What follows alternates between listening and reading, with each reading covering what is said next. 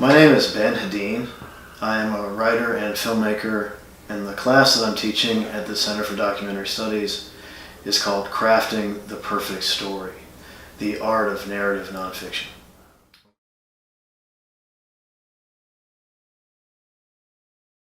I write a lot of nonfiction and journalism, most recently about the civil rights movement.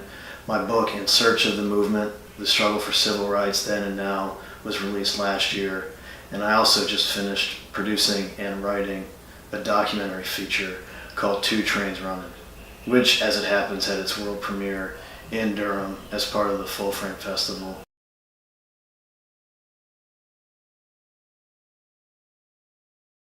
Well, story is important for all sorts of reasons, and it's hardwired into the brain. There's a part of human consciousness that depends on narrative and that learns best through narrative. If something is presented in the form of a story. So when it's done well, it acts on all these important unconscious sort of impulses and channels in our mind.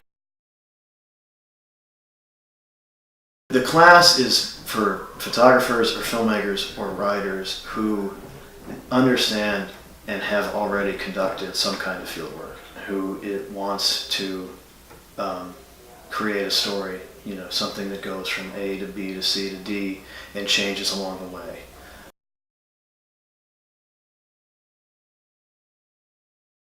Students will certainly have a better vocabulary and understanding and, I hope, sense of story structure. They will be able to approach other documentary work differently, as a craftsman might, be able to pick it apart more and realize, okay, these parts are connected, this is here because it sets up this here. I understand how the moving pieces work. When I'm writing or making a movie, I have this experience with pretty much any project I'm on.